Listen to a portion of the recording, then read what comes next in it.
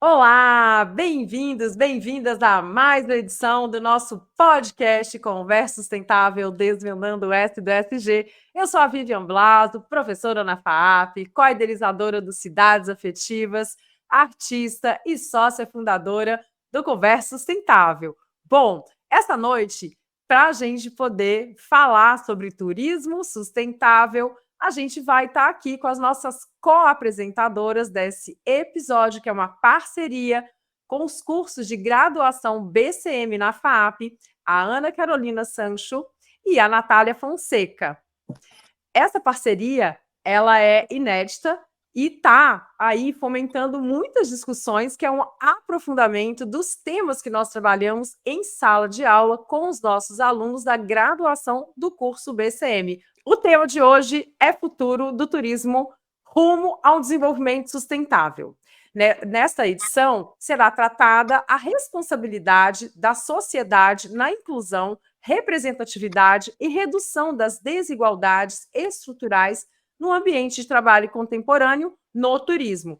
Para iniciar, nós vamos, então, explicar quais são as facetas sobre essa prática de turismo, apresentando um vídeo que é autoexplicativo. Você sabia que sua viagem pode ajudar a preservar o planeta? Turismo sustentável é viajar respeitando o meio ambiente, valorizando a cultura local e gerando benefícios para as comunidades. É mais do que visitar, é fazer parte de algo maior. Você sabia que o turismo sustentável ele promove conservação ambiental, geração de renda local e educação?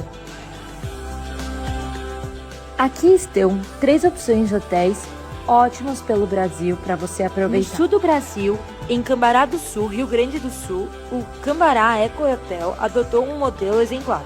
Ele foi vencedor de um prêmio Top Sustentabilidade da Bratstoa em 2016. No litoral norte de São Paulo, em Ubatuba, o Banana Bambu Ecolodge também se destaca. Oferece biopiscina, trilha pela agrofloresta e restaurante com comida orgânica, demonstrando como se hospedar pode ter baixo impacto ambiental. E é um ótimo exemplo para o viajante que quer aliar natureza, conforto e responsabilidade. Bem em São Paulo, em Campo de Jordão, temos o Reserva Smart e Green Hotel, que foi construído com estrutura de containers e projetado para reduzir impacto ambiental, com self-checking, produtos biodegradáveis e construção modular.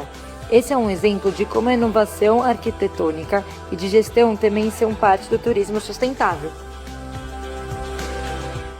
Turismo e sustentabilidade. Cada escolha que você faz impacta o planeta. Olá a todos que estão acompanhando Cidades Afetivas, eu sou a Ana. E no episódio de hoje nós vamos falar um pouquinho sobre o tema que está transformando o cenário do turismo. Pois é, o turismo sustentável ele é mais do que uma tendência. Ele é uma necessidade, uma nova maneira de explorar o mundo com muita responsabilidade. Oi, aqui é a Natália e a nossa conversa parte de uma pergunta simples, mas poderosa. Como podemos continuar viajando sem destruir o que amamos conhecer? Ou como melhor? Como fazer o que lugares que visitamos fiquem melhores e não piores depois da nossa passagem por elas? E a boa notícia é que ser um viajante consciente não é difícil. Com pequenas atitudes como escolher locais naturais, evitar o desperdício e valorizar a cultura de cada destino, é possível fazer uma grande diferença. Então fique com a gente até o final, porque junto hoje vamos descobrir como o turismo sustentável pode mudar o jeito que viajamos e o impacto que deixamos pelo caminho. Bom, antes de começarmos a nossa conversa com os convidados, vale lembrar que o turismo tradicional muitas vezes tem um lado predatório. Ele pode sobrecarregar os destinos, explorar recursos naturais e também apagar identidades culturais. Por isso, o turismo sustentável surge como uma alternativa necessária. Ele busca equilibrar pilares sociais, ambientais e econômicos, garantindo benefícios tanto para quem viaja quanto para quem vive no destino. E esse equilíbrio é fundamental para que os viajantes tenham o mesmo propósito: preservar o meio ambiente, fortalecer a economia local e valorizar a cultura de cada região. No fim das contas, turismo sustentável é sobre respeito, legado e é viajar de forma leve, consciente e transformadora. E agora, vamos receber nossos convidados especiais que vão nos ajudar a aprofundar o tema turismo e da sustentabilidade. De antemão, temos a Maria Helena Mendes, mestre em Geografia Humana, bacharelado em Licenciatura em Geografia, professora de Geografia do Ensino Fundamental 2 e Médio. Atualmente, ela cursa pós-graduação Psicopedagogia pelo Instituto Sede Sapiense e é sócia fundadora da Letere Soluções Educacionais. Seja muito bem-vinda, Maria. Olá, obrigada pelo convite. Fui convidada aí, né, por uma ex-aluna, inclusive, para conversar um pouco com vocês.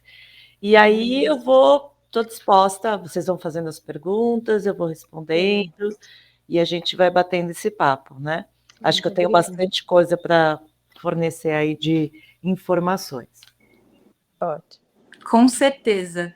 Bom, para a gente começar, eu queria te perguntar: como a geografia contribui para a gente compreender o turismo sustentável e qual é a principal diferença com o turismo tradicional? Bom, aí a gente tem, para começar, a gente tem que discutir um pouquinho o que seria a geografia, né? Porque se fosse pegar a geografia que eu tive na escola, a gente estudava as capitais, nós fazíamos a decoreba dos nomes dos rios, das margens dos rios, né? E a geografia ela veio se alterando bastante.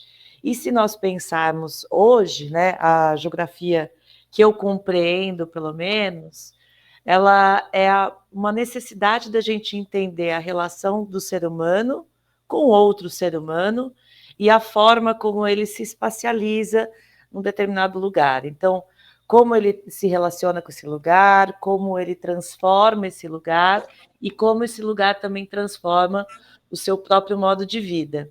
Então, pensando dessa maneira, né, na geografia, como ela vai ajudar a entender o turismo, né, ou pode nos ajudar a fornecer subsídios aí para a gente entender um pouco melhor esse turismo sustentável. A sustentabilidade, por si, ela parte do pressuposto de que a gente precisa continuar desenvolvendo economicamente, industrialmente, mas garantindo os recursos naturais para nós, do nosso usufruto e para as futuras gerações, e mantendo as culturas tradicionais também. Então, é imprescindível que a gente, nesse caso, né, a geografia, ela consegue casar bem, porque ela te possibilita entender como que aquelas pessoas vivem naquele local, quais são as necessidades daquele local, e como a gente pode fazer para que não se torne algo predatório mesmo ao ambiente e nem às culturas tradicionais. Muito. Foi? Sim, muito obrigada. Bom, e de que forma o turismo pode contribuir para a preservação de ecossistemas e comunidades locais? Olha, como o turismo pode contribuir para a manutenção?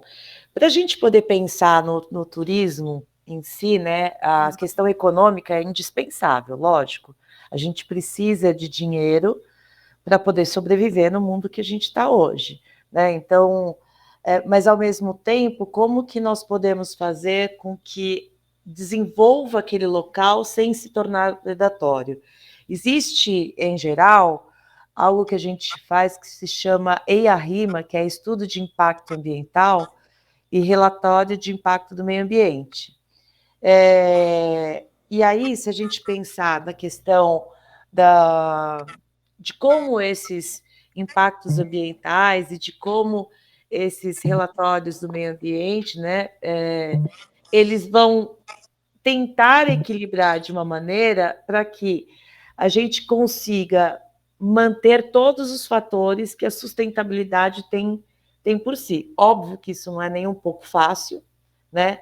Primeiro, a gente precisaria trazer à tona e deixar com maior ênfase a importância dessas culturas tradicionais, porque acho que é uma característica também dos povos ocidentais, principalmente, desvalorizar o que não está posto como algo convencional à nossa sociedade, e, para além disso, seria importante também estimular os pequenos aspectos que existem naquele lugar. Então, vamos supor, no Pará vai ter a COP30, então a gente pode fazer com que determinadas áreas, não só os grandes hotéis, né, mas a gente pode, então, estimular para que algumas comunidades possam ir até lá, podemos estimular o alimento específico ali da região, vamos estimular a economia, mas sempre pensando nos impactos também,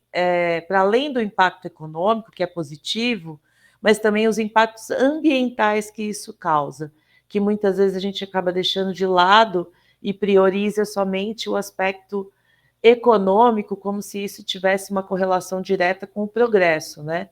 E aí a gente também pode debater o que de fato é um progresso em si, e se esse progresso ele permite também a manutenção dessas culturas mais tradicionais.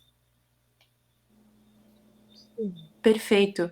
Esse progresso que você estava falando, pegando esse fio da meada, como você acha que, na verdade, como não? Quais são os desafios que os gestores públicos enfrentam para equilibrar o desenvolvimento econômico com essa conservação ambiental?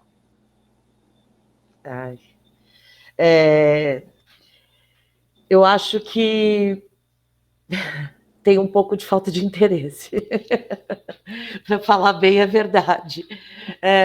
Porque, assim, daria para ser feito um projeto muito bacana, onde a gente pudesse, de fato, ir atrás dessas comunidades, verificar o que essas comunidades efetivamente podem nos trazer, podem contribuir para acrescentar esse turismo sustentável.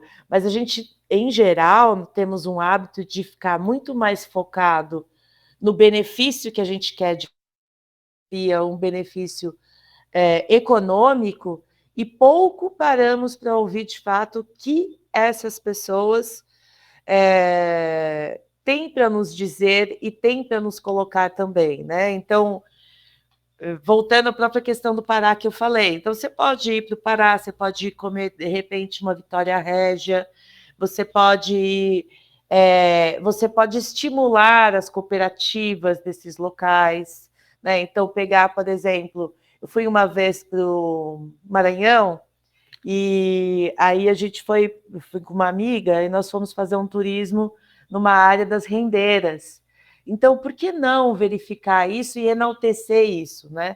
Então, eu acho que as gestões públicas, elas estão muito mais direcionadas a uma ideia de como eu posso conceber isso para gerar bastante dinheiro de forma mais imediata, do que necessariamente estejam, de fato, preocupadas em vamos entender quais são as demandas dessa comunidade local, como a gente pode efetivamente criar uma correlação entre o turismo sustentável e essas comunidades que vivem ali, pensando também nesse ambiente e criar políticas que associem as coisas, né?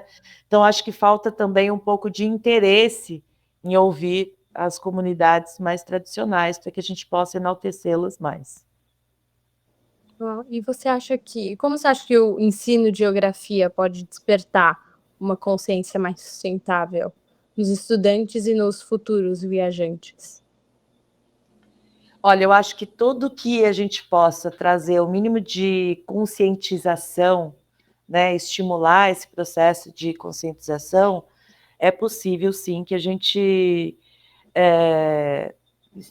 estimula essa ideia de sustentabilidade. Então, numa aula de geografia, no momento em que a gente consegue estabelecer uma correlação entre a questão econômica, ambiental, social e cultural, é evidente que isso não é fácil, né? Como é que você alicerça 4 pilares tão distintos no mesmo eixo político, no mesmo eixo prático de gestão política, né? Então, não é fácil. Se fosse fácil, eu escreveria uma tese, ganharia um prêmio Nobel aí, provavelmente, mas é possível de você criar pequenas, germinar sementes, aonde as ideias de sustentabilidade sejam mais efetivas. E acho que trazer à tona talvez um movimento de reparação, né, para que a gente comece a perceber que nós fomos estimulados enquanto sociedade, muito estimulados, para sermos extremamente consumistas.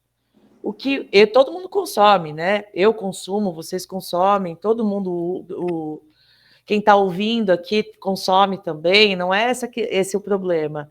A questão é gerar uma necessidade de um consumo exacerbado e que isso vai gerar sérios problemas para as pessoas, né? Então, e para o planeta, e para todo mundo. Então, eu acredito que se a gente conseguir também fazer com que as pessoas percebam o quanto esse consumo acima do que é necessário pode gerar de problemas, eu acho que esse também é um ponto crucial para a gente dar um start na mudança. Até porque a gente chegou num ponto no planeta que ou a gente começa, de fato, fazer mudanças sérias e significativas, ou a gente, não sei quanto mais a gente vai ter de tempo para mudar aí, porque a gente vê as questões de aquecimento global, a gente vê derretimento de calota polar, a gente está vendo problemas de lixo, plástico em absolutamente tudo, né? Então, o quanto, acho que a questão da consciência ambiental e da forma de vida que é consumista, elas também são necessárias de que ocorra uma mudança para que, de fato, a gente consiga chegar, então, a uma sociedade menos predatória e mais sustentável. Acho que é isso. Maria, foi muito, muito legal ter você aqui com a gente. Foi muito importante ter essa relação que a gente estabeleceu, principalmente com o consumo que você levantou agora, muito importante. Nós agradecemos você ter aceitado o convite e ter vindo aqui toda disposta a nos explicar melhor. E até uma próxima. Com certeza a gente vai marcar mais vezes, hein? Muito obrigada. Sempre que vocês quiserem, podem me dar um toque. Faço questão aí de participar também com vocês. Acho que esse é um ponto importantíssimo. Por exemplo, está aí uma outra questão, né? A disponibilidade de vocês para fazer algo nesse sentido já é super importante. Parabéns aí para vocês. Muito obrigada. Tchau, tchau. Tchau, tchau. E se sua próxima viagem ajudasse o planeta em vez de prejudicá-lo? Vocês sabiam que no Brasil existem hotéis sustentáveis que unem conforto, beleza e responsabilidade ambiental? Cada detalhe foi pensado em reduzir o impacto e valorizar a natureza, e com isso sem abrir mão da sua experiência. Energia limpa, reaproveitamento de recursos, produtos locais e orgânicos. E sem falar sobre o incentivo à cultura regional. Porque a sustentabilidade não é tendência, é o futuro da hospedagem. Viaje com consciência. Hospede-se onde o luxo encontra a natureza. Descubra nossos destinos sustentáveis. Hotéis sustentáveis, porque o mundo merece o seu melhor. Agora, nós teremos a oportunidade de conhecer o Gustavo Fernandes, gerente de marketing e vendas da agência de turismo sustentável Viva Lá. É bacharel em comunicação social com habilidade em rádio e TV. Possui extensão em planejamento de mídias pela FGV e pós-graduação em comunicação empresarial pela Universidade Metodista, além de formação técnica em design gráfico e guia de turismo pelo Centro Paula Souza.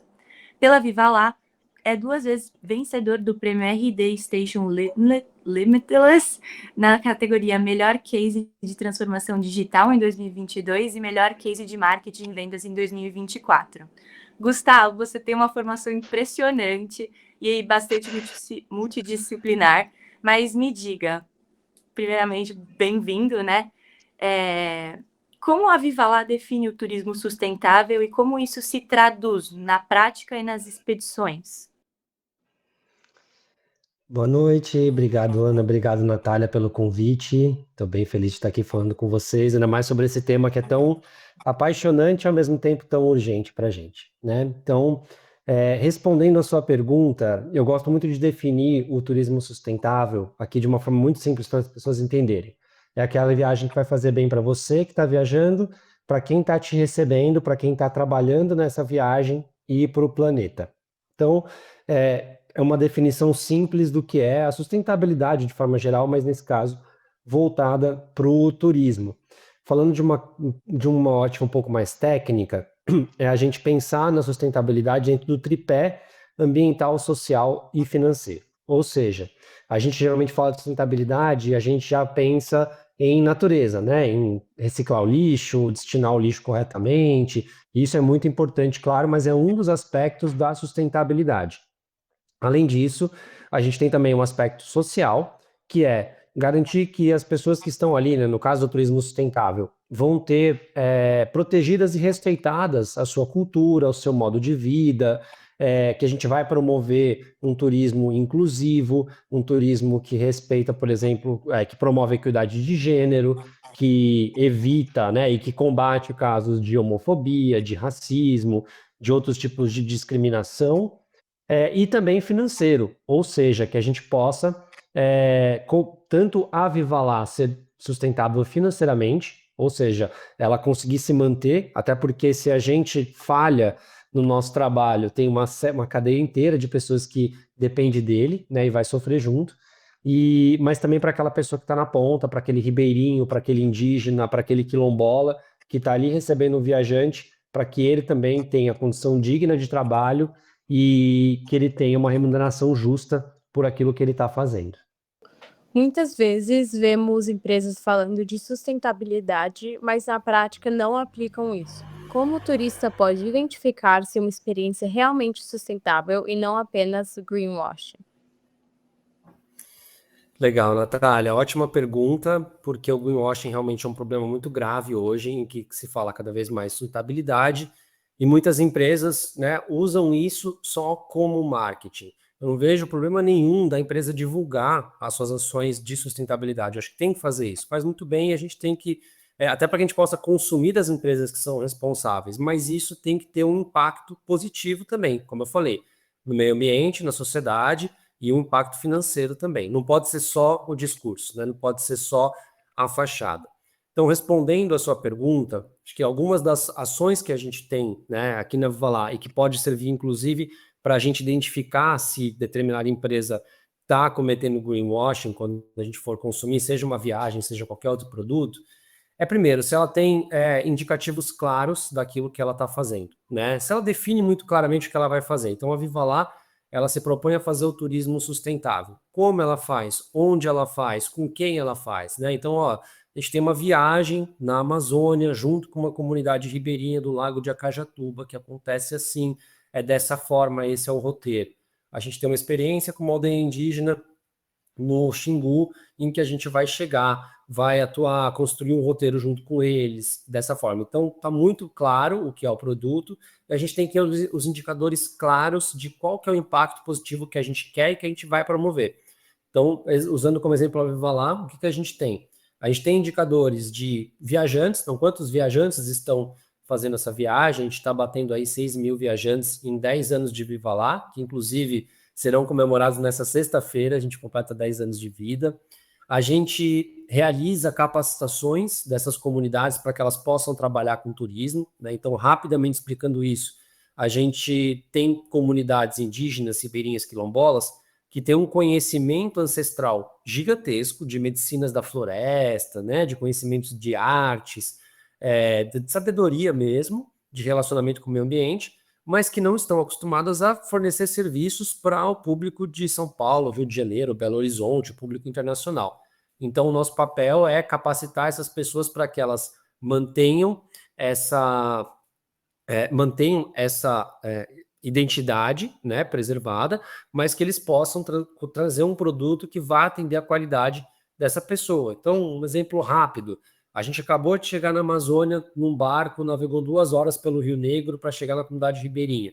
que a gente fala para eles? Olha, recebe esse viajante que vai estar cansado de uma viagem longa, coloca ele para sentar num local com sombra, recebe ele com suco de cupuaçu, que já é típico, que mostra um agrado.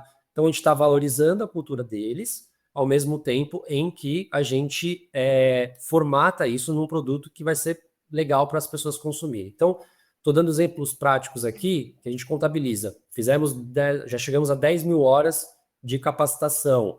A gente tem hoje 1.584 famílias comunitárias dentro da nossa rede, 7 mil viajantes. Esse é um outro ponto de você identificar se realmente existe um compromisso ali com o impacto.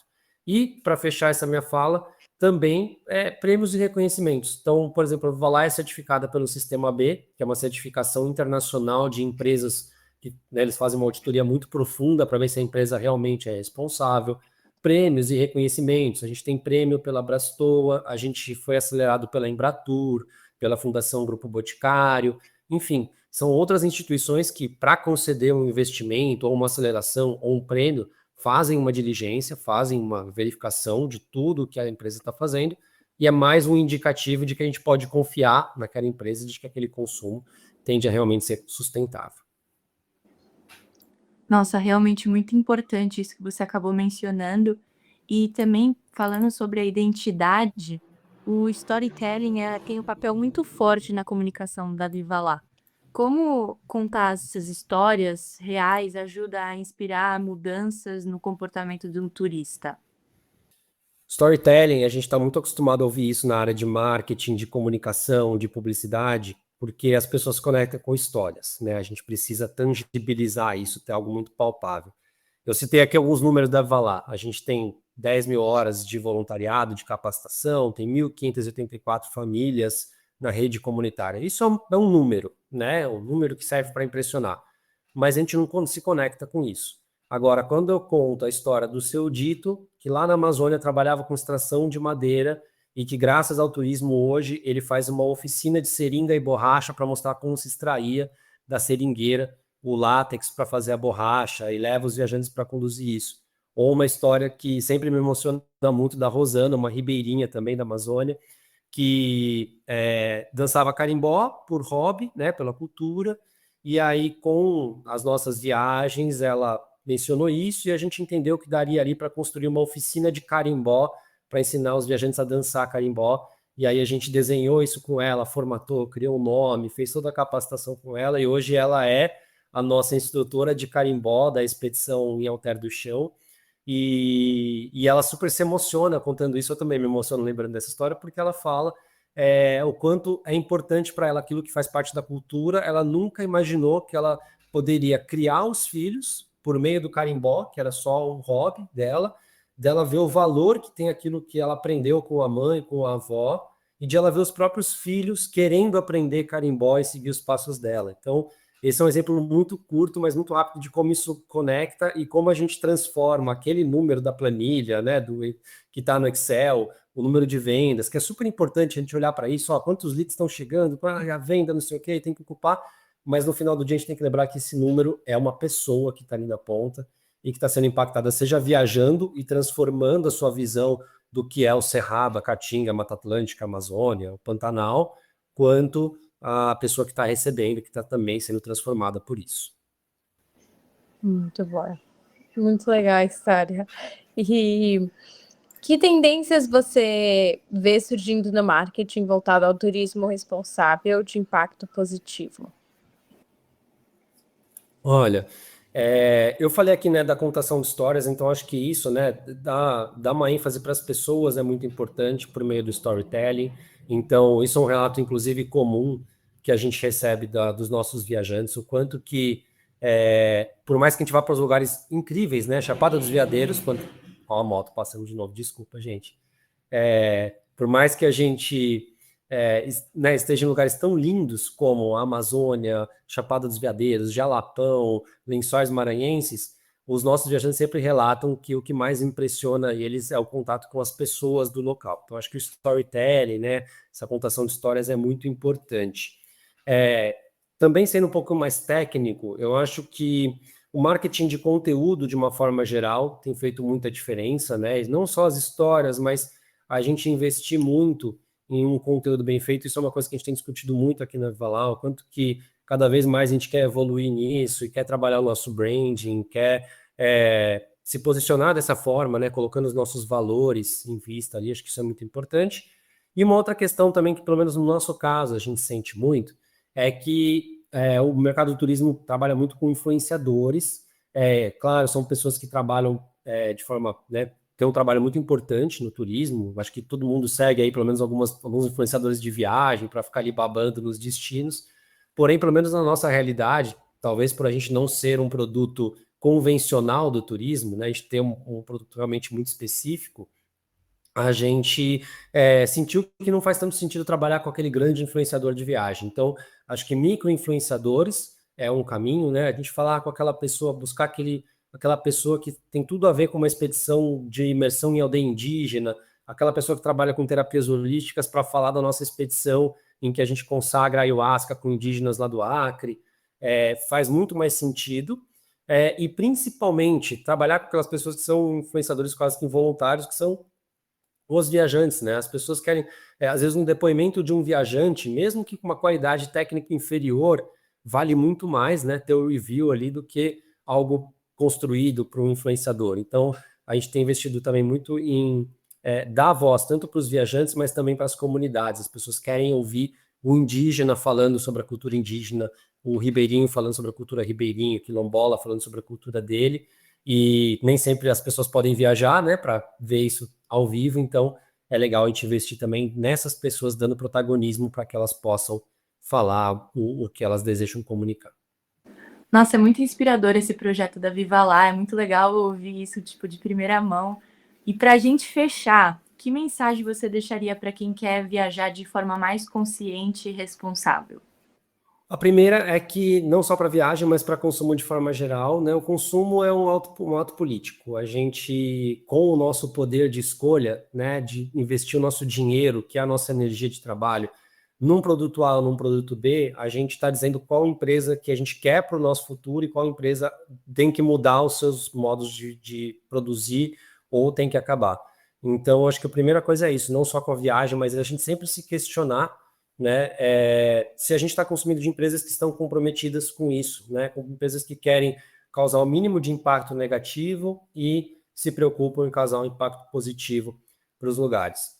O segundo ponto é desmistificar a ideia de turismo sustentável, que geralmente se associa com turismo de natureza. Não é uma associação que só acontece dessa forma. Nós trabalhamos com os biomas, com as áreas protegidas do Brasil, mas uma ida ao museu ser sustentável, uma viagem de ser sustentável, ir para um resort, enfim, qualquer tipo de viagem pode e deve ser sustentável dentro daquela ideia. Se essa viagem está fazendo bem para você, mas também está fazendo bem para o lugar onde você está indo, para as pessoas que estão te recebendo, estão trabalhando ali, essa viagem é sustentável. Assim como uma viagem na natureza não necessariamente é sustentável, às vezes pelo contrário, se ela está degradando aquele meio ambiente, ela deixa de ser sustentável, passa a ser predatória.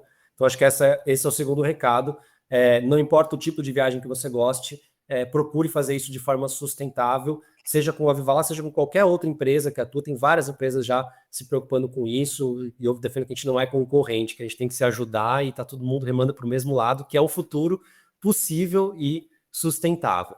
E terceiro, não deixa de, pelo menos uma vez na vida, buscar uma viagem que vai além do convencional, que vai te tirar da caixinha, que vai te fazer refletir. Eu brinco sempre que, olha, viagem, quer viajar com a Viva Lá, tá buscando a viagem perfeita? Não é aqui, porque a nossa viagem é melhor do que ser perfeita, ela é autêntica. Então, você vai ver a realidade, você vai sair daquilo que é montado para o turista, você sai do turismo de massa, você realmente vai se conectar com a natureza e se conectar com aquelas pessoas que estão ali. E, pelo menos uma vez, eu acho que todo mundo tem que se propor a fazer isso, a viver uma experiência como essa, porque realmente é transformador. A gente volta para casa com a cabeça a mil, super inspirado, super renovado as energias e com uma outra percepção, né? Como a gente diz, a nossa missão é ressignificar a nossa relação com o Brasil, e a gente volta mesmo repensando a nossa posição como Brasil, né? Para fechar, acho que a frase, uma das frases que eu mais gosto, nossa, é de que o Brasil ele se parece muito mais como uma comunidade indígena no Xingu ou com uma comunidade ribeirinha na Amazônia do que com São Paulo, ou com o Rio de Janeiro. Então, para a gente conhecer o Brasil de verdade, o Brasil profundo, a gente tem que se conectar com essas comunidades tradicionais e realmente aprender muito com o modo de vida delas. Gustavo, muito obrigada pela sua vinda. Foi uma honra recebê-lo aqui no nosso projeto e nessa entrevista muito legal, com essas informações ótimas. Muito obrigada por estar aqui, de verdade, e muito sucesso e até a próxima. Valeu, gente. Obrigado. Sigam a Viva Lá Obrigada. e até a próxima. Tchau, tchau. Obrigada. Bom, e que conversa inspiradora. E vimos aqui hoje viajar é um privilégio e transformar essa experiência em algo sustentável é uma responsabilidade compartilhada. O turismo sustentável não é sobre deixar de viajar, mas é viajar melhor. É valorizar o que cada destino tem de único, respeitar as pessoas que vivem nele e garantir que as próximas gerações também possam se encantar com esses lugares. Agradecemos muito a presença dos nossos convidados e de quem nos ouviu até aqui. Não esqueça que a viagem pode ser uma oportunidade de deixar um legado positivo. E agora é com você, professora Vivian. Conversas inspiradoras hoje, nesses 2 blocos do podcast. Já estou animada para fazer uma viagem sustentável e também pensar e repensar qual é esse impacto que a gente está gerando na comunidade local e por que não gerar um impacto positivo, como a gente aprendeu aqui hoje. Eu queria agradecer às nossas co-apresentadoras, a Ana e a Natália, ao professor Abud, que está aqui nos ajudando nessa direção, aos nossos convidados que tiveram a generosidade de compartilhar um pouco da vivência deles, da prática, que a gente tem aí esse objetivo mesmo de aproximar vocês dessas realidades de mercado, de realidades de vida, para a gente regenerar os nossos pensamentos com mais afetividade. Bom, nós do Conversa Sustentável temos como causa Cidades Afetivas, um observatório de práticas sustentáveis e regenerativas. O nosso propósito é inspirar pessoas, organizações a redesenharem suas comunidades de forma colaborativa, tornando-as mais generosas e regenerativas. E não se esqueçam de deixar o joinha, continuar essa conversa nos canais, no LinkedIn, na página da Conversa Sustentável, no Instagram do Cidades Afetivas, e lembrar que o nosso podcast acontece semanalmente e você pode ouvi-lo nas melhores plataformas de áudio, no YouTube, YouTube Music e no Spotify. Muito obrigada e até a próxima, pessoal. Tchau!